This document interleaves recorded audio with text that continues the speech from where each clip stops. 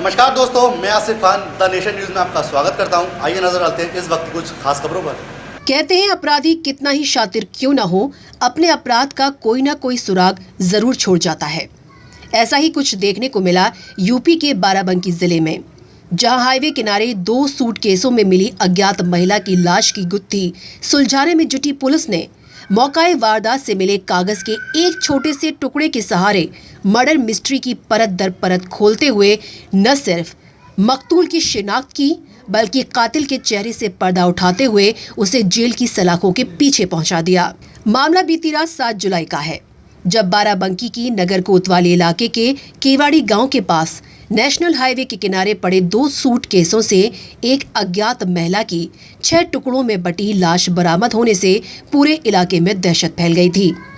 मामले की छानबीन में जुटी पुलिस के साथ ही हर किसी के दिमाग में ये सवाल उठ रहे थे कि आखिर किसने हैवानियत की सारी हदें तोड़ते हुए इस महिला को कत्ल करने के बाद उसके शरीर के टुकड़े टुकड़े कर डाले, और ऐसा करने वालों से आखिर इस महिला की क्या दुश्मनी रही होगी।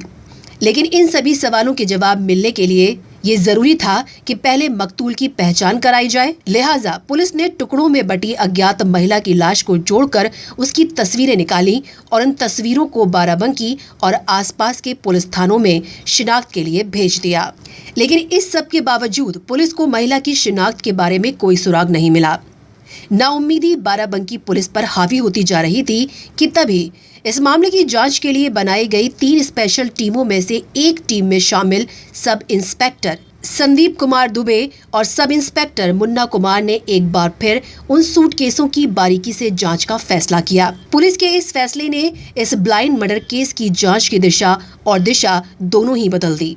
क्योंकि सूटकेसों की जांच के दौरान एक सूटकेस की जेब में पुलिस को बिजली बिल के 4 छोटे छोटे टुकड़े बरामद हुए, जिन्हें जोड़ने पर बमुश्किल पुलिस सिर्फ बिजली मीटर के नंबर का ही पता लगा सकी। लेकिन इसके बाद पुलिस ने अपनी जांच की दिशा इस मीटर के नंबर की तरफ मोड़ दी और बिजली विभाग की मदद से ये तो पता लगा लिया कि इस नंबर का मीटर लखनऊ के इंदिरा नगर थाना क्षेत्र के चेतन विहार कॉलोनी में रहने वाली रिजवाना नाम की महिला के मकान में लगा हुआ है। जिसके बाद रिजवाना की तलाश में लखनऊ पहुंची पुलिस की टीम को पता लगा कि रिजवाना ने 1.5 वर्ष पहले ही ये मकान समीर नाम के किसी व्यक्ति को बेच दिया है। जिसके बाद पुलिस के शक की सुई रिजवाना के साथ साथ समीर नाम के उस व्यक्ति पर भी घूमने लगी और पुलिस ने समीर नाम के उस व्यक्ति का मोबाइल नंबर पता लगा।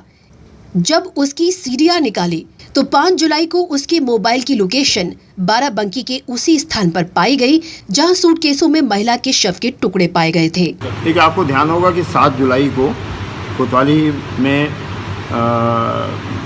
कोतवाली क्षेत्र में मोहम्मदपुर चौकी के एक मोहल्ले के पास 2 बैग मिले थे, एक ट्रॉली और एक बैग, जिसमें एक महिला की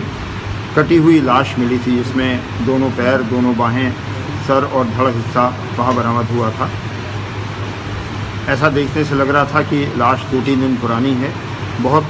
करीने से थिक प्लास्टिक में पैक करके रखी गई थी, जिससे ब्लड न निकले और बदबू ना आए।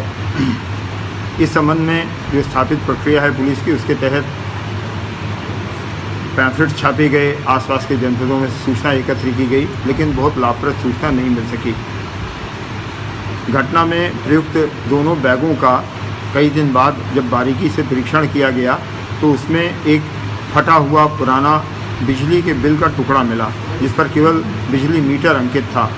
हमारी टीम ने बड़े परिश्रम के साथ उस छोटी सी सूचना को विकसित किया और करते करते हम उस घर तक पहुंच गए जहां वो मीटर लगा हुआ था। उस मकान के स्वामी से बात करने पर मालूम पड़ा कि ये मकान उसने साल भर पहले एक समीर नाम के आदमी को बेच दिया है। अब स्थिति काफ़ी साफ़ हो चुकी थी। वो उस घर में ताला बंद था, वो आदमी वहाँ से गायब था। समीर का नंबर उसी भूस्वामी से मिल गया, जिसकी एनालिसिस से ये मालूम पड़ गया कि 5 तारीख को उस नंबर की लोकेशन उस टावर में पाई गई जहाँ वो डेड बॉडी के पार्ट्स मिले थे। पुलिस को ये जानकारी भी हाथ लगी कि घटना के बाद समीर का फोन बलरामपुर जाकर बंद हो गया, जिसके बाद सर्विलांस की मदद से समीर के फोन में लगे नए सिम के नंबर की जानकारी जुटाई गई और उसके आधार पर पुलिस ने लखनऊ के मुंशी पुलिया इलाके के समीर को गिरफ्तार कर उससे कड़ाई से पूछताछ की तो उसने अपना जुर्म कबूल करते हुए पुलिस को बताया कि वो मूलतः बलरामपुर जिले का रहने वाला है और लखनऊ में कक्षा 5 तक पढ़ाई करने के बाद 2005 में मुंबई चला गया था और वहां बांद्रा स्थित एक चिकन शॉप पर मीट काटने का काम करने लगा। इसी दौरान मालन बादशाह शेख उर्फ आयशा नाम की एक युवती से उसके प्रेम संबंध हो गए। घर वालों को बिना बताए शादी कर ली। हालांकि कुछ दिन बाद मालन के घर वालों को इस शादी का पता लग गया और उन्होंने इस शादी को अपनी स्वीकृति प्रदान कर दी, लेकिन समीर ने इस शादी की बात को अपने घर वालों से राज ही रखा। लॉकडाउन के दौरान मुंबई में समीर का धंधा चौपट हो गया तो समीर अकेले अपने घर बलरामपुर चला आया था, लेकिन बाद में मालन ने उसके पास आने की जिद की तो समीर ने उसे लखनऊ बुला लिया और लखनऊ के अपने मकान में उसके साथ रहने लगा। इसी दौरान समीर को मालन के चरित्र को लेकर कुछ शक पैदा होने लगा, जिसको लेकर उनके बीच झगड़े होने लगे और 5 जुलाई को झगड़े के दौरान समीर ने गुस्से में आकर मालन के सिर पर लोहे की रॉड से प्रहार कर दिया,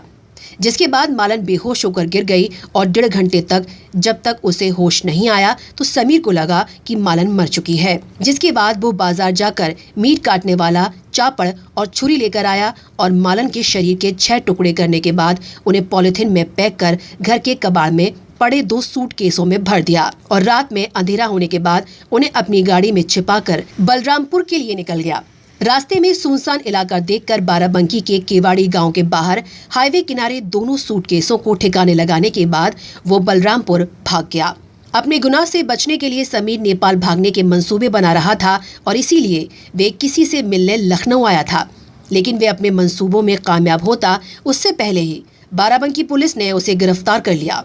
नेशन न्यूज के लिए बाराबंकी से अली चांद की रिपोर्ट।